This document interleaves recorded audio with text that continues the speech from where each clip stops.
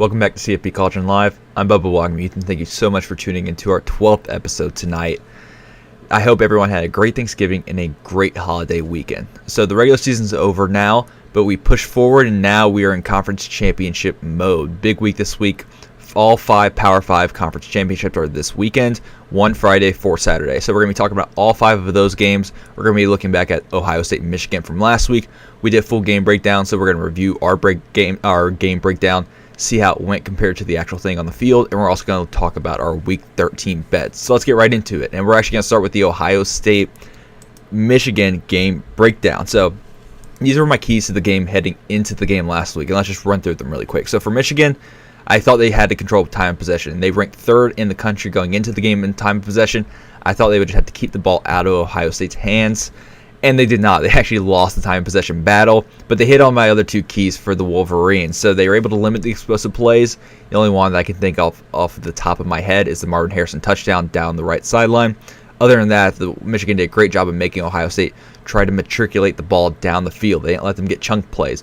Before the game last week, I talked about Ohio State liked to score in flurries, and they did that by getting big plays. Ohio State liked having big 21, 28-point quarters. Michigan limited that. Ohio State only had 20 at half. It only had 3 the entire second half. So Michigan did a great job of limiting explosive plays, and they controlled the line of scrimmage. I thought Ohio State's offensive line played pretty well, but I thought the Michigan offensive line just played that much better. Michigan's offensive line really shined in the second half when they were able to hit big chunk run plays. Michigan had one of the best offensive lines of the season coming into the offseason. So they won the Joe Moore Award last year, which is the best offensive line unit. They lost 2 starters, but they brought in Victor Olawutimi from Virginia. He was a first-team All-American by multiple media outlets. I thought it was one of the most underrated transfer portal pickups of the offseason. I wrote an article in the preseason talking about my favorite position groups on each team, or my favorite position groups in the entire country. And Michigan's offensive line, I thought, was the best offensive line heading into the season. I think they're proving it once again, why they are in contention for the Joe Moore Award again. I think it's Victor Olawutimi taking a big step up at center, transferring in from Virginia. I think he really helped that unit. I think they're even better this year than the Joe Moore Award-winning team last year. So Michigan's offensive line played fantastic, pass block, especially run block in the second half. So let's look at the Buckeyes. What did Ohio State have to do? Ohio State had to slow down Michigan's run game, and they did a great job. I think they're sitting around 8 rushing yards in the entire first half, and then second half, Michigan had over 200 rushing yards. So Ohio State, it's a 4-quarter game. You can look at the first half and say how good of a job they did, but it doesn't matter because you have to look at the end result. So they didn't do a good job of that. They had to get Michigan off the field on 3rd down, and they did a pretty solid job of that. Michigan finished the game 7 of 16 on 3rd downs, which is sitting around 43%. So Ohio State gets a thumbs up in that category. And then hit on your explosive play calls. They did not do a good job of that. Like I said, Ohio State liked to score in flurries. Michigan made them move the ball down the field at a pretty slow pace compared to what they like. So credit to Michigan defense. But honestly, I was really surprised about the Ohio State defensive game plan. So coming into the game, you knew Ohio State was going to be really, really focused on stopping the Michigan run. Michigan's offense is predicated on being able to run the football well, and then they'll try to hit passing plays off the run game. I mean, if you look at J.J. McCarthy's stats from this past Saturday, J.J. McCarthy only went total of 24, which is only 50% completion percentage, which isn't fantastic. He threw for 263 yards, but the area that really stands out is yards per completion. J.J. McCarthy was at nearly 22 yards per completion this past Saturday, right at 21.9 yards per completion. The Ohio State defense, I understand. You want to come out, you want to stop Michigan's run game, whether that means bringing another safety into the box, bringing an extra linebacker in the field. But once Michigan hits all these explosive pass plays, you have to change something. I don't think those defensive adjustments were there. And even explosive run plays, we saw in the second half, Donovan Edwards was playing with one hand, and he didn't even need it because he wasn't getting touched by that Ohio State defense. That's what happens. You bring extra guys in the box, and then if Michigan blocks the front 8 well, which they did on a few plays, and then your safety takes a poor angle, which also happened, you're going to bust big run plays. So credit to the Michigan offensive line for even playing well in that second half against loaded boxes. But the Ohio State defense, I was surprised that Jim Knowles and Ryan Day didn't make adjustments at halftime when they saw that Michigan was hitting these big gashing pass plays on the Ohio State defense.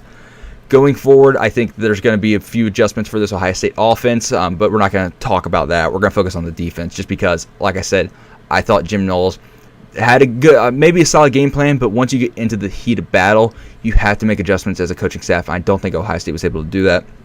As for Michigan, they came out and they played almost flawless on their behalf. Defense played fantastic. The corners and safeties really impressed me for Michigan, limiting those explosive Ohio State wide receivers. Emeka Egbuka, Marvin Harrison both had about 9 catches for 120 yards, but nothing besides that one big Marvin Harrison catch over the top, which is what Michigan wanted to do. I had it right here, limit explosive plays, and they did a great job of that. So kudos to the Wolverines. Looks like they're going to be the playoffs no matter what happens. We're going to talk about Michigan a little later. Ohio State, it's a waiting game. We're going to see how USC and TCU play. So let's look at our bets from last week. We had a really bad Week 12, came back with a solid Week 13, so we're happy about that. First one was a Friday night game. North Carolina did not bounce back in the way that I thought they would. I thought they'd come out, they played better after a poor Georgia Tech loss in Week 12. Didn't happen for the Heels, lost in double overtime. Western Kentucky at FAU. The Owls actually played much better defensively than I thought they would. Western Kentucky went for 2, won the game by 1, and we also got the over to hit. I think it was at 63, so if they didn't get it, the game would have been over and would have been pushed. So thank you, Austin Reed and Hilltoppers, on that one. Oregon at Oregon State. We lost that one. That was such a fun game to watch, though.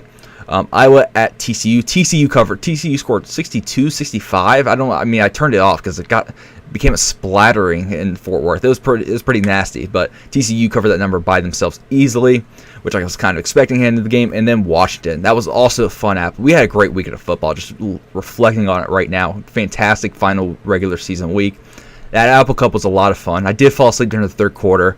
I usually work on Saturday mornings, so waking up on Saturday mornings at like 6:30 and then trying to stay up till 2 a.m. to watch Pac-12 after dark can get rough sometimes. But while I was awake, that was such a fun game. I think Washington won it by 9. I was like, okay, feel pretty good about -2 here. The Huskies played some really good ball. So did Washington State. So that was a fun game to watch, but Washington covered. That was a -105 bet. So we had 3 in 2 week.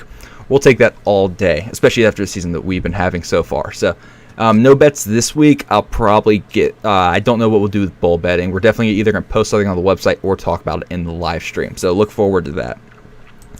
So let's get into our conference championship game breakdowns. The first one we're going to do is USC against Utah. We're going to go chronological order. This game's on Friday night, so they get the first breakdown of the week.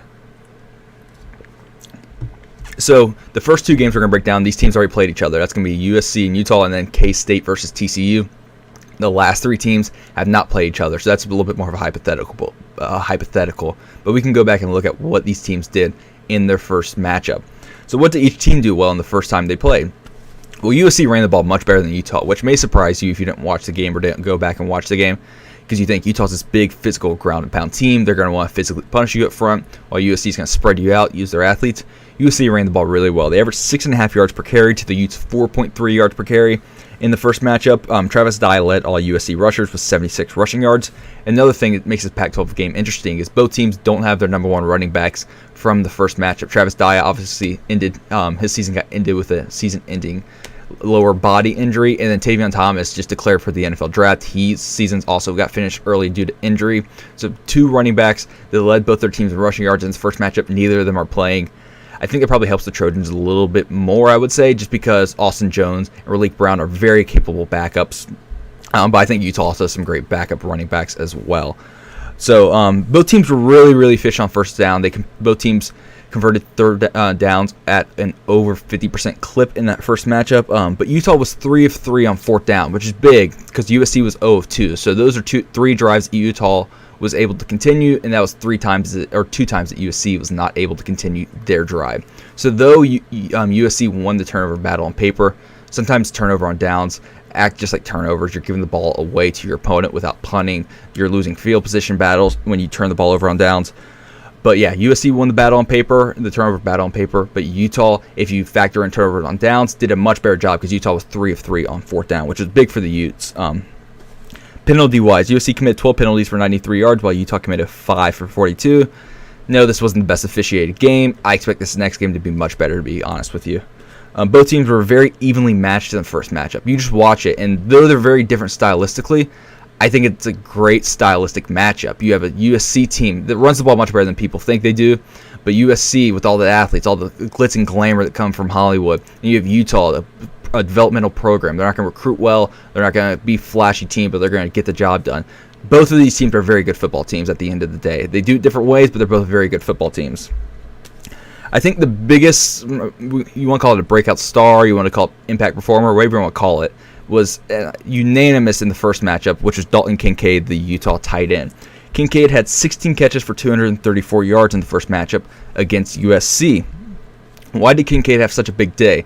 So I went back, I watched every single one of Dalton Kincaid's catches, which may not sound like a lot, but when there's 16 catches, it starts to add up. I was able to find all of them. I believe I was able to find all of them throughout watching the game.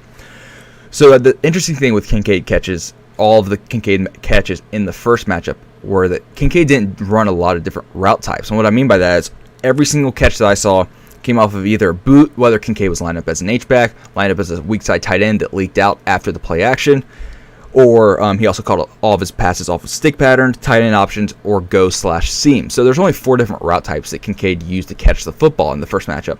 Now what Utah did a great job of is Utah lined Kincaid up in multiple spots. So what I caught was Kincaid catching a pass as an outside receiver in twins, a slot receiver in twins, a middle receiver in trips, inside receiver in trips, traditional tight end, and an H-back. So though Kincaid didn't run a lot of different routes, I think it also in the routes, I think also he caught 2 passes on a mesh pattern. So you could throw that into the first one. I forgot to write that one down. But what Utah did a great job of is moving Kincaid around. Whenever USC feel like they might have been catching on, figured out a way to double or bracket Kincaid, what Utah could do is move him to an H-back position. It's almost impossible to double a player when they're lined up as an H-back. If Utah felt like they had a matchup on the outside with a smaller corner, which they did once, they threw a go ball to Kincaid that he went up and caught over a smaller corner. Utah moved him to the outside. So Utah kept USC's defense on its toes by moving Kincaid in just about everywhere you can line up as a tight end or wide receiver. What do I expect USC to do in this matchup? I expect them to double Kincaid as much as possible. Like I said, sometimes it can be tough with these tight ends to double or these H-backs to double, but when he's lined up as a receiver, which he is quite frequently, especially in the slot, I expect USC to try to double him. And what this means for Utah is guys like Devon Vele and other receivers from that receiving core really have to step up and win their one-on-one matchups, because USC plays a decent amount of zone as a defense. They really got burned when they played man against Kincaid in the first matchup. But I think USC is going to give opportunities to other players, but they just can't let Kincaid beat them like he did in the first matchup. As far as the Trojans, you have Caleb Williams on your side. Caleb Williams still played great. This Trojans still scored 42. I think it's the job of the defense to slow down Kincaid in this Utah offense. So this may be the game I'm most excited about heading into the weekend. Like I said, I work Saturday mornings, so I'm going to stay up and watch the whole game no matter what. It's going to be a rough Saturday, but we can push through. There's not much for college football. You have to push through. The season's short. Carry on. So the next matchup we're going to look at is going to be K-State versus TCU. So the first matchup, both teams scored really, really early, but then Kansas State kind of pulled away there. They got up by 18, actually, right before the end of half, before TCU punched a touchdown in. So the Wildcats were up 28-10 in the first matchup. How did TCU get back in the game? Well, this is how, because Kansas State's second half possessions were missed field goal, interception, turnover on downs, missed field goal, and interception. So we could see that Horned Frog defense really, really tightened up in the second half, which we've seen that TCU's defense is capable of, especially in games like Texas, when they're really able to tighten up when they need to. A few other things from the first matchup is TCU really, really controlled time possession well. TCU had the ball for over 38 minutes, limiting Kansas State to having the ball for under 22 minutes. When you have a almost 2/3 time possession advantage like that, you're going to limit the opportunities of your opponent, which TCU did a great job of. And one way they're able to do that is they're able to convert third downs at over 50% clip. They're 10 of 19 on third downs in the first matchup. K-State on paper was a much better running team in this game, but if you take out Max Duggan's rushing yards, which is a lot of times him scrambling around or trying to make plays, the teams are pretty much even, averaging around 5.3 or 5.4 yards per carry. Like I mentioned earlier, Kansas State just had trouble getting TCU off the field, and then they weren't able to capitalize on those few opportunities that they did get. Also, both Kansas State quarterbacks were a little dinged up. Adrian Martinez got knocked out of the game early. Will Howard even got dinged up later in the game. We ended up seeing a little bit of a third-string quarterback for Kansas State. What did I expect in this game, the Big 12 championship game? I expect to go kind of similar to the first game. I do think the game will be closer throughout the game, maybe more like the TCU-Baylor game. These are both really, really good football teams. I'm excited to watch this one because this one does have playoff implications, unlike the ACC championship game. We don't know if TCU's in with a loss. That's only up to the committee to decide. But just stylistically, I do like both of these football teams. And another thing that I think is important is I think TCU has shown they're capable of winning games with their defense and with their offense. We saw last week the offense had an explosion. They scored 65, scored a lot early against a good Iowa State defense. And that's another thing that when I was looking at this game, Iowa State and Kansas State are pretty similar in a lot of defensive ranks, and TCU was able to score 65 on Iowa State last week. So I don't know what's going to happen in this game. This is going to be one of the more interesting ones to watch. I believe this is a noon kick on Saturday, so can't wait to watch this one. Next game, the first game we've had between two teams that haven't played so far, LSU against Georgia in Atlanta, SEC championship game. Both teams come into this game winning their divisions. Georgia went 12-0. LSU won the division despite going 9-3. So much like Ohio State going into last week, I know I was kind of bragging about the Buckeyes and they went out and laid an egg against Michigan. But going into this game, Georgia's just pretty good at everything they do. So Georgia's 4th in total defense, 1st in scoring defense, 8th in total offense, and 12th in scoring offense. Like I said, Georgia's well above average in about every category that you're going to look at.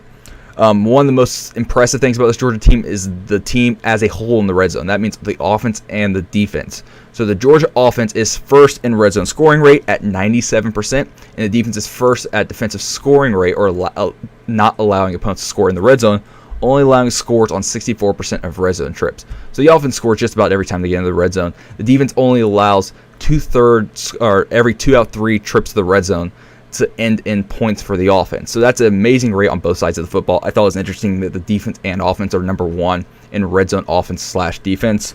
But how do you get the Bulldogs? The Bulldogs, though they have a perfect record, they haven't been a perfect team. They haven't blown everyone out. There's been a few close games. I think it's pretty easy to look at. I think it's turnover margin. Georgia is not very good in the turnover margin department. They are -7 in close games. And what do I categorize as close games? I believe the 5 games I ended up picking up were Kentucky, Tennessee, Florida, Missouri, and then one other one, Kent State as well. Those were the 5 games we threw into the close game category for Georgia. Georgia was -7 in the turnover margin in that game. Overall, the entire season, they're 90th in the country right now. So the way to get after the Bulldogs is to try to get them to turn the football over. If you can get Georgia to turn the football over, you give yourself extra opportunities and you keep their offense off the field, which we see is a very good and efficient offense as well. LSU, what does LSU do well?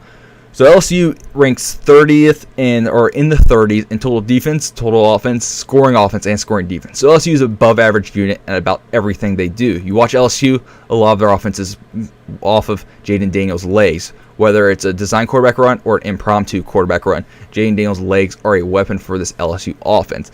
Jaden Daniels' health is a little bit in question, which isn't great for LSU. Hopefully he's healthy for the Tigers' sake, though. Something LSU doesn't do great is LSU allows a lot of sacks. They're 121st in the country in sacks allowed.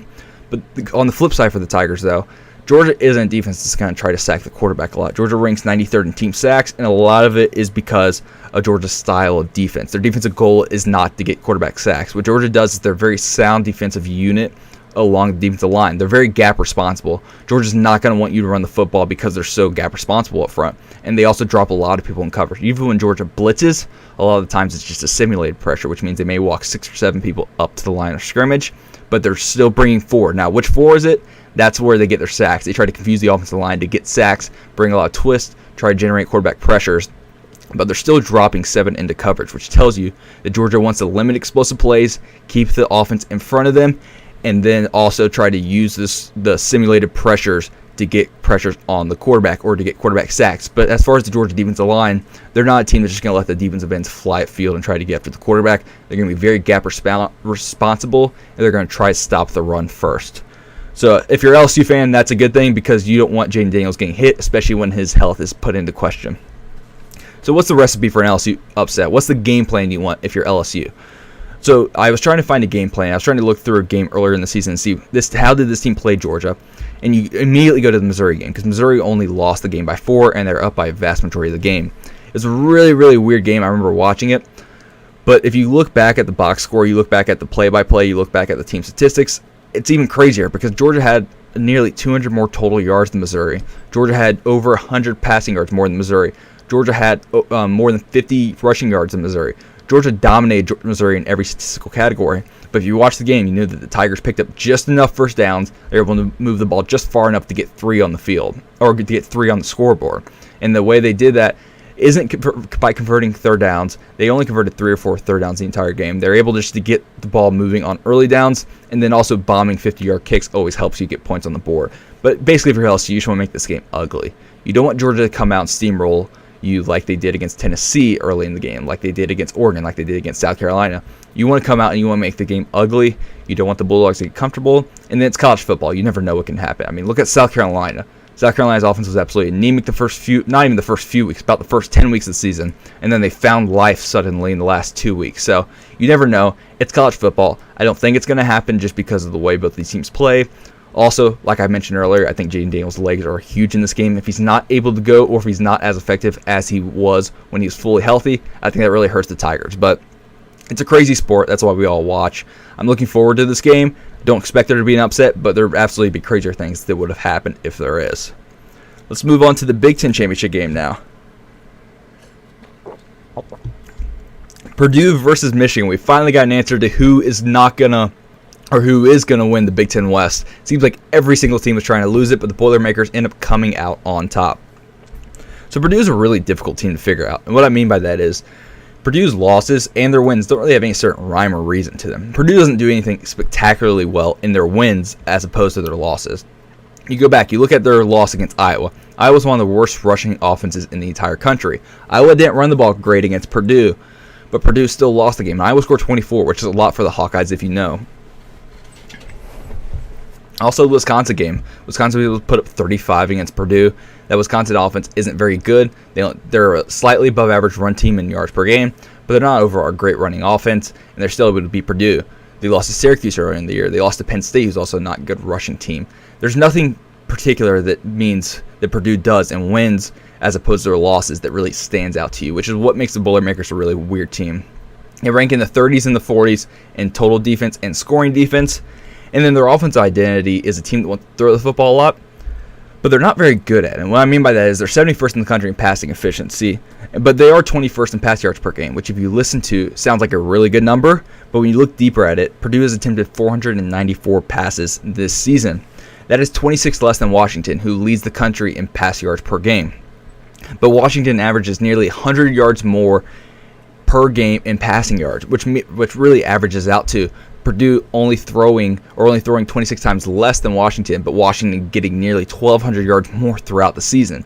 So like I said, Purdue's 71st in passing efficiency. They're just not a very efficient passing team, which is not a good thing when you are relying on your pass game to move the football. And how did I know they're relying on the pass game to move the football? Well, one, I've watched Purdue, but second, they're 97th in rushing offense in yards per game. So Purdue, like I said, it's a team that their identity wants to be this air raid offense that throws the football a lot. They want to spread you out. They want to get the ball out quick, but they're just not very good at it. So matching up against this Michigan team, also Purdue, it's a few teams they struggled against were Iowa, Nebraska, Northwestern, but they beat Illinois, which I think is important because I think Michigan plays a lot like Illinois. And Michigan's toughest game this year was actually against Illinois. So it's because Illinois had an elite defense. Illinois runs the ball pretty well. And Illinois is a more efficient passing team than Purdue is, which is funny when you say it out loud. But I think that's the one positive if you're a Boilermaker fan. And also, Jeff Brom is 3-0 against AP top 5 teams, while at Purdue. Purdue just seems to get up for these games. They seem to play better during these games, these big stages. Purdue really seems to come out to play. But yeah, that's your plus if you're a Boilermaker fan, that your team seemed to play well against maybe a Michigan clone, a poor man's Michigan in Illinois. But also, I think Michigan struggled against a team like Illinois because they're so similar to Michigan. Michigan hasn't struggled against teams that throw the football a lot. I think a great example was Ohio State last week. As far as the Wolverines go, I don't think they're going to have much of an issue. I think this is a team that's peaking at the right time. I think it's a team that's carrying a lot of momentum. Even last year after Ohio State's loss, the game against Iowa was a potential big letdown spot for the Wolverines, and they came out firing against the Hawkeyes last year. I expect much of the same. I don't see much of a recipe for Purdue to go on and win this game. I do think maybe if Aiden O'Connell comes out has the best game, maybe if Charlie Jones comes out and has just a game of his life, there's a shot. But this Michigan team is just clicking on all cylinders right now on both sides of the football. I think the Purdue defense is a solid unit. I think they're going to struggle stopping Michigan, especially after Ohio State struggled so much stopping Michigan last week. But yeah, like I said, Purdue's just such a hard team to get a read on. I don't think they're going to play great against Michigan, or I don't think they're going to have great success against Michigan. But it's also hard to say just because Purdue's such an unpredictable team to watch. So our final game of the weekend is the ACC Championship game, the one game that has no playoff implications, which is UNC against Clemson in Charlotte. So both teams are really reeling coming into this game. Carolina dropped 2 straight home games against NC State and a not very good Georgia Tech team. And Clemson lost last week for the first time in forever against South Carolina, also ended their 40-game home winning streak. So both the teams are not in a great position right now. I think what I'm really going to be looking forward to most in this entire game, since it really has no playoff implications, is do we see Cade Klubnik? I know Dabo came out earlier in the week, I think it was on Monday or Sunday, and said DJ's going to be the starter for this game, but he's also pretty non-committal to who the starter was going to be after the South Carolina game. So do we see some packages with Klubnik? If DJ struggles early, do we see Klubnik early in this game? I'm really excited. I think Cade Klubnik's the future. I tweeted out this past Saturday, and I really thought it was the Clemson staff's fault for being in this situation. Earlier in the year, even the Georgia Tech game, Klubnik came in, led the team down the field. He looked more comfortable in the offense. He looked more efficient in the offense. I think the Clemson staff should have put Klubnik in earlier in the season. Let him develop in game action. Let him play through the fire. I think another issue with this quarterback situation, if we want to call it quarterback controversy, maybe at Clemson, is the fact that DJ has 2 years of eligibility left. Now, does he hit the transfer portal, which so many people are doing? Does he stay around? Because, like I said, he has 2 years of eligibility left. I don't know if Klubnik's going to want to sit around for 2 years when I think he's the much better quarterback on the roster. If you didn't catch the game last week, DJ's stat line was 8 for 29, which is 27.5% completion percentage, 99 yards, and an interception. And Dabo came after the game and said DJ wasn't the reason we lost this game. DJ wasn't playing defense. DJ was on special teams. I understand that, but you also have to control your situation, and DJ did not do a good job of controlling his situation. His situation is to play good football from the quarterback position, to lead the team from the quarterback position. He did not do a good job of that. I understand he didn't play defense. I understand he didn't play special teams, but he can only control what he can control, and he did not do a good job of controlling what he had to win the game. Clemson was well on their way to win that game. The quarterback play really lacked throughout the game. You saw what South Carolina had on the other side of the football in Spencer Rattler, a guy that was clicking in the offense, a guy that was feeling comfortable, a guy that was making plays. Clemson had the exact opposite, a guy that was holding the team back, while Spencer Rattler was seemingly pushing that South Carolina offense forward. Moving to the other team, I know we spent a lot of time talking about Clemson, but moving to the other team, Drake May has really struggled these past 2 games, and it hasn't been horrible, but just compared to what Drake May did the first 2 games, these last 2 games, he's only completed 57% of his passes on averaged 217.5 yards per game, and averaged an interception in the last 2 games, which is not horrible. Those aren't horrible numbers. I mean, that's kind of DJU kind of numbers, but just for what Drake May did the first games, like I mentioned, it's a bit of a drop-off. Now, the good thing if you're Clemson is you feel like this is an opportunity to have a bounce-back game as an offense, because North Carolina on defense is 117th in total offense and 103rd in scoring defense. These defensive problems have been well documented. They've been around for a few years now. Gene Chizik was brought in to fix the defense. I thought they may get better as the year progressed. They really haven't. I mean, their best game was against Virginia Tech, who's pretty anemic on offense as well. So if you're Clemson, the good news is that this is a great bounce-back game for your offense. Do we see the Drake May that played the first 10 games of the year show up, or do we see the Carolina team as a whole that's just been reeling here down the stretch? I think it'll be an interesting game. I'm definitely going to be watching it, but like I said, I'm mostly going to be watching to see what happens at quarterback for Clemson, and does it set the tone going into the offseason, set the tone going into next year. So that's all we have for tonight. That is all 5 conference championship games. We'll talk about it. If you want me to cover anything going forward, please drop it in the comments below, or tweet me, DM me on Instagram. I'm open to anything. It's going to be at CFB Cauldron on both of those. Hope you have a great weekend. Great